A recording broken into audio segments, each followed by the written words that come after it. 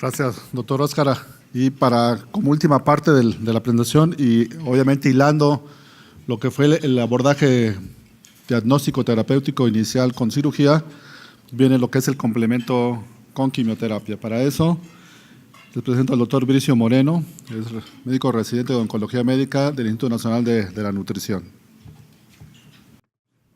Buenas noches a todos y muchas gracias por la presentación, doctor Calderillo. Bueno, realmente vale mucho la pena que estemos el día de hoy sesionando un cáncer de ovario avanzado. Esta neoplasia es causante de 125,000 muertes a nivel mundial por año y se diagnostica en etapas avanzadas hasta en un 75% de los casos. Es una enfermedad altamente sensible a la quimioterapia con respuestas de hasta un 80%. Sin embargo, como ya mencionaron nuestros compañeros del Hospital Juárez, la citorreducción óptima, que es actualmente sin ningún dato de enfermedad residual, es el factor que más ha impactado en supervivencia. Sin embargo, las recurrencias son frecuentes. En una etapa clínica 3, como es la que comentamos el día de hoy, hasta un 80% de los pacientes recurren si se llevaron a una citorreducción subóptima. Y el porcentaje también es significativo para aquellos que se llevaron a una cirugía óptima.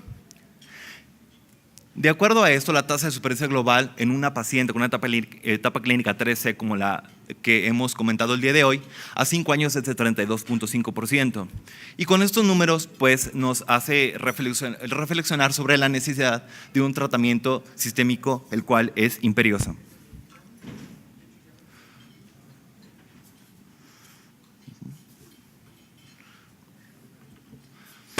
Bueno, para entrar en contexto vamos a iniciar con una pregunta y que viene muy, como dijo el doctor Calderillo, en hilación a lo que estábamos revisando previamente con nuestros compañeros del Hospital Juárez. Vamos a iniciar con cuál es el tratamiento estándar inicial en el cáncer de ovario etapa clínica 3.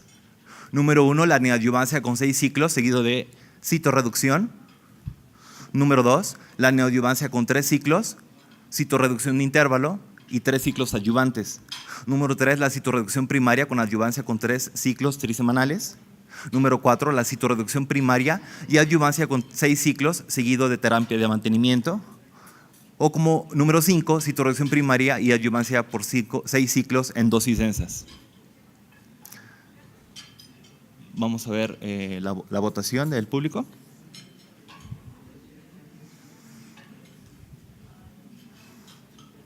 Ok, entonces, bueno, tenemos que acaban de votar y el 71% de la audiencia eligió la respuesta número 2. Neoadyuvancia perioperatoria.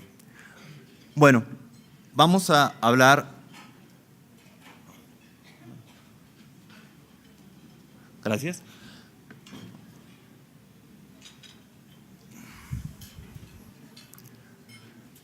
La respuesta a esta pregunta es la citorreducción primaria con adyuvancia por 6 ciclos trisemanales, como ya se comentó en la fracción anterior de esta plática. Esto es necesario que acordemos, es el estándar, y es el estándar tanto para las guías internacionales como para el consenso mexicano GICOM en su última edición. Sin embargo, vamos a trazar esa línea del tiempo para ubicarnos en dónde estamos parados en este momento. Vamos a empezar en la década de los 70s, cuando se empieza a utilizar el cisplatino en monodroga al tratamiento adyuvante a una citorreducción. En 1971, el cisplatino se introduce como monodroga y en los años 80 se complementa con un duplete a base de ciclofosfamida, nuevamente en el contexto adyuvante para pacientes que ya fueron llevados a una citorreducción. Posteriormente, en los 90, 2 estudios demuestran que paclitaxel es un mejor fármaco para acompañar al cisplatino en el contexto adyuvante y posteriormente, ya en el 2003, un estudio demuestra que es no inferior dar carboplatino con paclitaxel debido a un perfil de toxicidad más aceptable. Sin embargo, aquí es el punto en el que me gustaría partir. En el 2001, un estudio multicéntrico francés demuestra que la neoadyuvancia basada en platinos para enfermedad resecable tiene una alta tasa de llevar a estos pacientes a una cirugía exitosa. En el 2010 se publica un artículo en New England, el cual muestra el papel de la quimioterapia perioperatoria basada en platino para etapas clínicas avanzadas, 13 y 4. En el 2011 se publican una serie de artículos que consisten en dar toda la quimioterapia de manera neoadyuvante por 6 ciclos antes de la cirugía, es decir, completa. Y bueno, como un hito en signo de interrogación, si en algún momento vamos a considerar la quimioterapia neoadyuvante en una enfermedad de entrada resecable. Bueno, nada más para mencionar un poco acerca de lo que ya les comenté es el estándar. El estudio GOG 158 demostró en este fase 3 con exclusivamente pacientes en etapa clínica 3 que tenían previamente una laparotomía etapificadora con una citorreducción sin enfermedad residual mayor a 1 centímetro. Demostró que, como pueden ver en la diapositiva, el paclitaxel y el carboplatino es no inferior en cuanto a la proporción libre de progresión y supervivencia global. Esto llevó a que el tercer consenso internacional de cáncer ginecológico en el 2004 lo recomendara como estándar cada 3 semanas por 6 ciclos. Sin embargo, vamos a individualizar el caso y vamos a centrarnos en lo que estamos comentando el día de hoy. Es una paciente que no se llevó a citorreducción óptima. El perfil de toxicidad del carboplatino y paclitaxel, como pueden ver en la diapositiva, es mucho más noble. Por lo tanto, se consideró mejor perfil de toxicidad, una manera de administrarlo más fácil y una alternativa son el docetaxel. Sin embargo, esta causa más neutropenia, hipersensibilidad y náusea o vómito, que es necesario ante la neuropatía y las mialgias que pueden ocasionar paclitaxel y que en ocasiones contraindica su uso. Bueno, vamos a seguir con otra pregunta y en este caso me gustaría preguntarles en qué pacientes está indicada la quimioterapia neoadyuvante con su respectiva cirugía de intervalo. 1, en pacientes con enfermedad 3 resecable porque disminuye la mortalidad perioperatoria. En pacientes que son malos candidatos a cirugía de entrada por comorbilidades o estado funcional. En pacientes que tienen etapa clínica 3 voluminosa o etapa clínica 4. O la última, la 4 es que no hay una indicación actual para el empleo de la quimioterapia neoadyuvante. Por último, 2 y 3. Vamos a ver qué opina el público.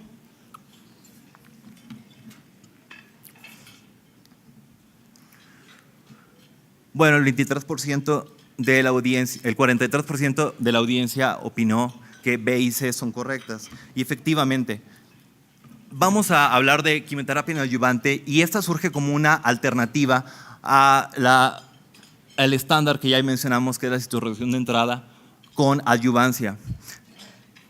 La quimioterapia neoadyuvante, seguida de su respectiva cirugía de intervalo, está considerada en pacientes que tienen una etapa clínica 3 voluminosa o una etapa clínica 4. Esto es una categoría 1 de recomendación. Su meta es disminuir la morbilidad y la mortalidad perioperatoria, así como incrementar la probabilidad de una citorreducción completa. Además, permite la evaluación in vivo de la quimiosensibilidad tumoral y esto, por lo tanto, va a ser una guía para el tratamiento subsecuente, de tal manera que, por ejemplo, los pacientes que no respondan o progresen no se van a beneficiar de una citorreducción que potencialmente les va a condicionar morbilidad, ya que se trata de una enfermedad quimioresistente.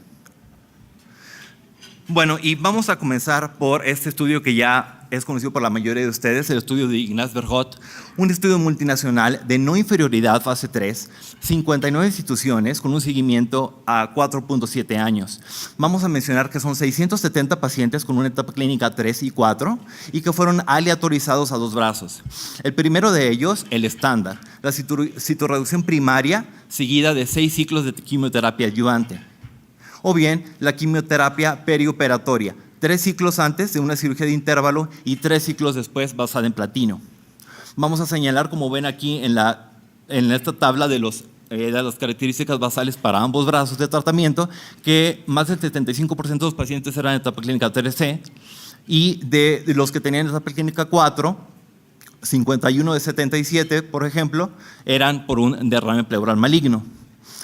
Un dato interesante de este estudio es que los pacientes tenían una enfermedad muy voluminosa. Como pueden ver, hasta 40% tenían metástasis de más de 10 centímetros al momento de la aleatorización.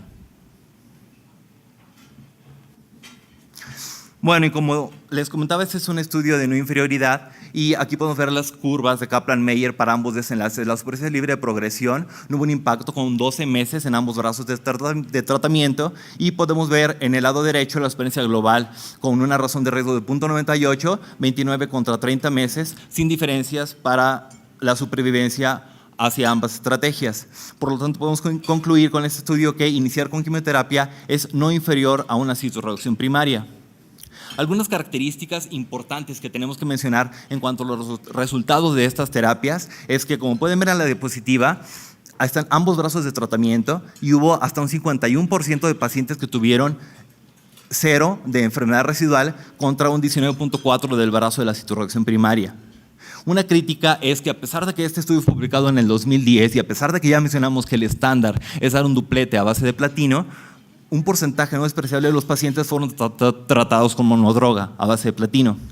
Y bueno, uno de los resultados más importantes, la citorreducción óptima, que Bergot describió como una cirugía, un residual de menos de 1 centímetro, fue de 81% en el brazo de la quimioterapia perioperatoria contra un 42% de la citorreducción de entrada.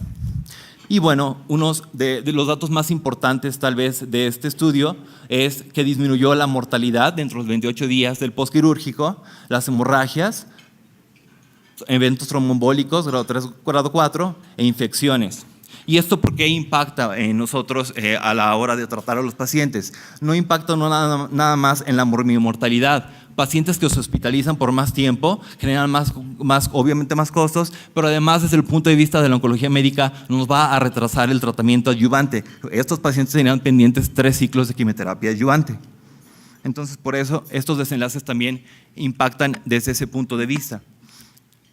En esta gráfica de efectos podemos ver cómo Bergot, de hecho, describe que hay de etapas clínicas 3C a etapas clínicas 3C. No todos los pacientes van a mostrar la no inferioridad. Y como podemos ver en este análisis no preplaneado, existe una tendencia hacia un mejor desenlace en cuanto a supervivencia global en la categorización de las metástasis tumoral, del tamaño de las metástasis de 0 a 49 centímetros.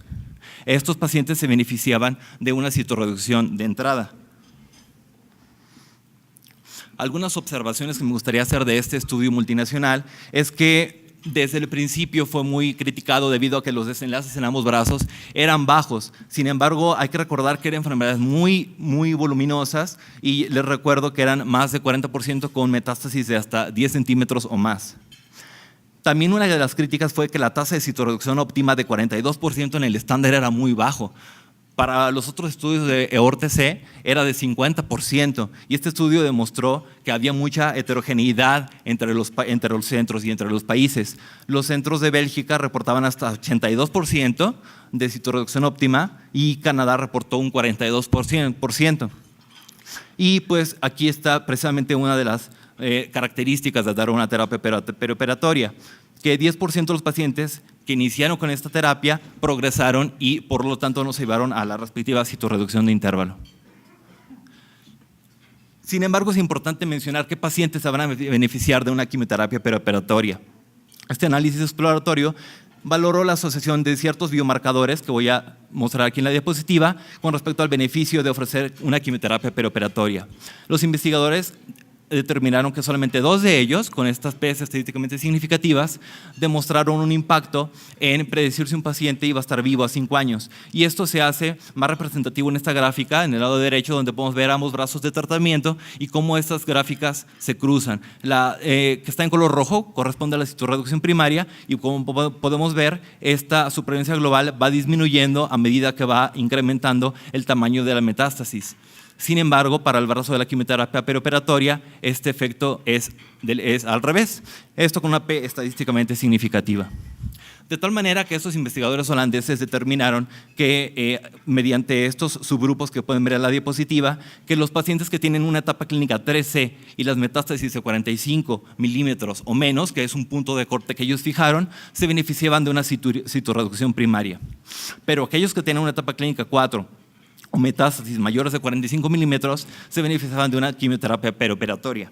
Los que estaban en medio de ambos subgrupos pues, no se beneficiaban claramente de ninguno de los dos tratamientos. Sin embargo, también está el dilema de cuántos ciclos de neoadyuvancia se le deben ofrecer al paciente. Y bueno, les traigo algo de información interesante con respecto a eso. Este estudio retrospectivo, publicado el año pasado, es un estudio francés que siguió a 37 meses a este número de pacientes contra una cirugía temprana contra tardía. 3.6 ciclos, contra 6.3 ciclos en ambos de los brazos, y podemos ver cómo la progresión se evidenció en 15% en el brazo de la cirugía temprana contra 9% de los pacientes con la cirugía tardía. Las respuestas también fueron diferentes y lo más interesante, R0, 26% en tardía contra 6% en cirugía temprana. La supervivencia libre de progresión y global hubo también una diferencia, sin embargo no hubo una P estadísticamente significativa, con 42 meses para la cirugía tardía y 30 meses para la cirugía temprana.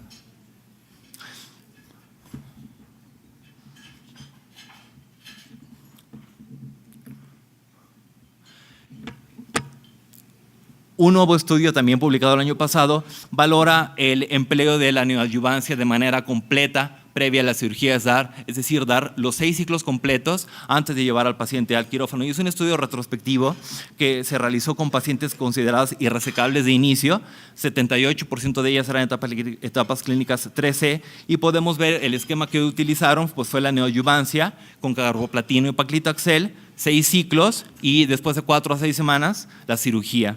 No se les dio quimioterapia, aunque hubiera una enfermedad residual.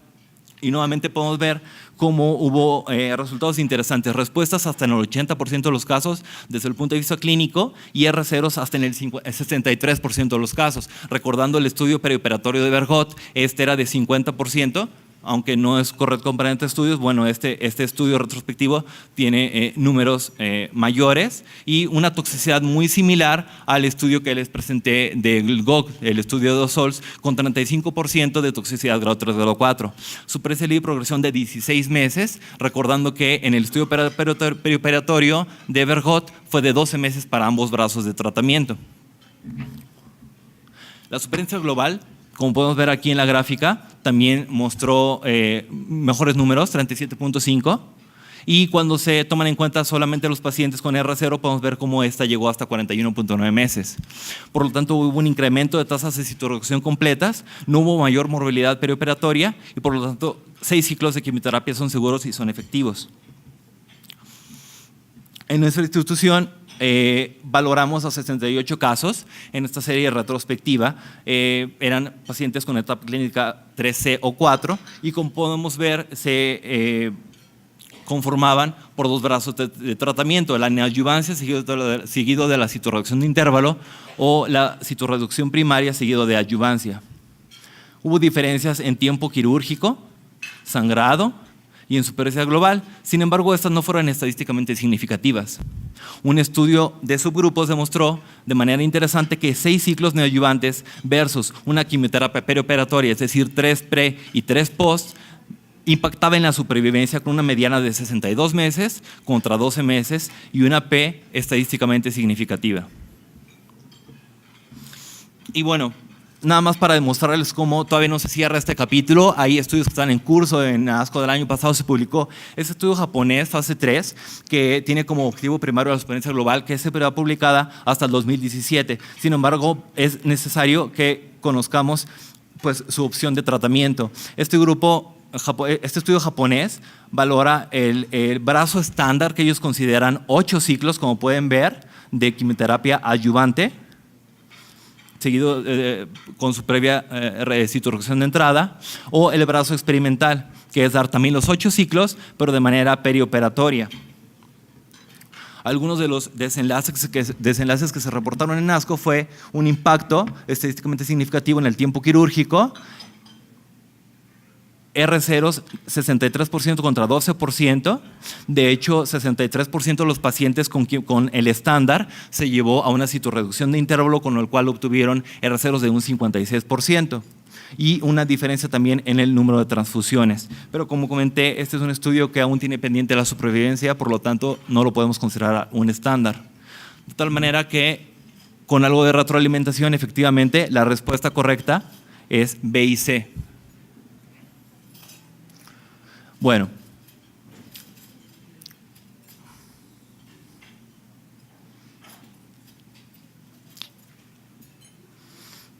Algunas conclusiones sobre la neoadyuvancia es que esta es una estrategia para pacientes que son malas candidatas a cirugía de entrada por comorbilidades o su mal estado funcional, o bien que cumplan con los criterios de resecabilidad que ya se mencionó previamente. Sin embargo, se necesita más información de manera prospectiva para poder recomendarla en una enfermedad potencialmente resecable, ya que, como vimos, no impacta ni en supervivencia global ni en supervivencia libre de progresión comparado contra el estándar. En pacientes, como el caso que estamos comentando el día de hoy, con una cirugía incompleta con enfermedad residual por irresecabilidad, las guías internacionales consideran completar la cirugía después de 3 a 6 ciclos de quimioterapia. Sin embargo, ya para finalizar, les pongo una tercera y última pregunta. ¿Cuáles consideran ustedes de estas estrategias que podríamos considerar en una paciente con una etapa clínica 3 y que se llevó a una citorreducción subóptima, que se quedó con la enfermedad? Aterrizando un poco el caso e individualizando por qué estamos aquí el día de hoy, ¿cuál estrategia ustedes considerarían en una paciente que se quedó con la enfermedad? La quimioterapia adyuvante con carboplatino y paclitaxel con 6 ciclos, la quimioterapia a base de la quimioterapia intravenosa e intraperitoneal, dar mantenimiento con bevacizumab, dar paclitaxel semanal con carboplatino de manera trisemanal, o bien quimioterapia intraoperatoria intraperitoneal hipertérmica, HIPEC. Vamos a ver qué opina la audiencia.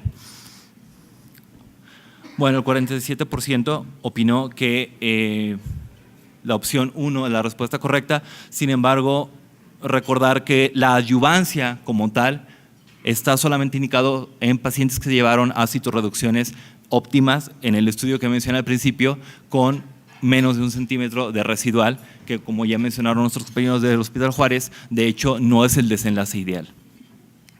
Bueno, vamos a hablar acerca de dosis densas y vamos primero a definir qué son las dosis densas.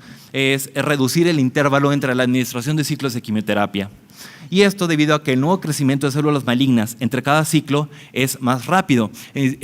Por lo tanto, administrar frecuentemente los ciclos de quimioterapia minimiza la carga residual tumoral y previene un nuevo crecimiento celular. Esto incidiendo sobre las clonas resistentes, y aparte hay evidencia de que suprime la angiogénesis. Por lo tanto, en este contexto en el que estamos hablando de cáncer de ovario, se refiere a la administración de dar paclitaxel trisemanal a darlo de manera semanal. Y bueno, vamos a hablar sobre este estudio conocido como estudio Nobel o estudio de Katsumata. Este estudio, como pueden ver, englobó a pacientes que tenían desde etapas clínicas 2 a etapas clínicas 4, lo siguieron hasta 76.8 meses, y un dato interesante es que el 55% de estos pacientes tenían una enfermedad residual mayor a 1 centímetro. El brazo estándar pues es el que ven, el que ya hemos comentado, y el experimental es las dosis densas con paclitaxel semanal acompañado de carboplatino de manera trisemanal. Podemos ver como un impacto estadísticamente significativo sobre la supervivencia libre de progresión y sobre todo sobre la supervivencia global de 100 meses para el brazo con las dosis densas. Sin embargo, lo más interesante de este estudio es que el beneficio solamente se alcanzó, como pueden ver en las curvas discontinuas, cuando los pacientes tenían una enfermedad residual mayor a 1 centímetro, tanto para la supervivencia libre de progresión como para la supervivencia global. Comparando los perfiles de toxicidad, solamente hubo un impacto sobre el número de casos con anemia grado 3, grado 4 en el brazo de dosis densas. Y este estudio, como es japonés, se intentó llevar a los pacientes occidentales y se llevó en centros de Italia y Francia. Como pueden ver, ellos utilizaron un esquema diferente, experimental, carboplatino varia bajo la curva de 2 y paclitaxel 60 miligramos por metro cuadrado, los dos de manera semanal. Este estudio no mostró, como pueden ver en las gráficas de Kaplan-Meier, impacto en ninguno de los dos desenlaces. Sin embargo, sí mostró mejor calidad de vida y un mejor perfil de toxicidad, menor número de trombocitopenia, neutropenia y neuropatía. Entonces, bueno, aquí la respuesta, según mi opinión, es que una opción que podemos utilizar en esta paciente, de acuerdo a los datos que comentamos, son dosis densas con paclitaxel semanal y carboplatino de manera trisemanal.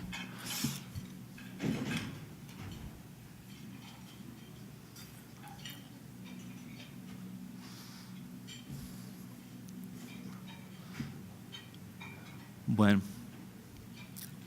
¿podemos revisar la presentación?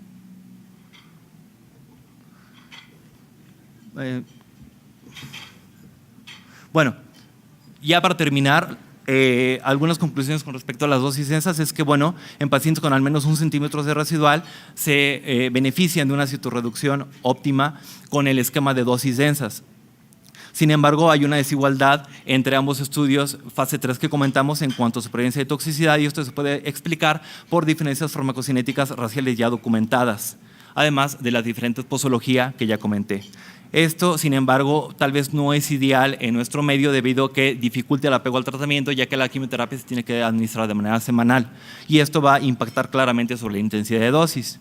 Y bueno, para aclarar si realmente los números que vimos en el estudio de Kazumata se pueden extrapolar a la población occidental, está pendiente este estudio de 3 brazos, el ICON 8, que va a administrar el brazo estándar contra paclitaxel a 80 miligramos por metro cuadrado y carboplatino AUC cada 21 días, que es el brazo más interesante, y el brazo que utilizó el estudio MITO 7. Es todo.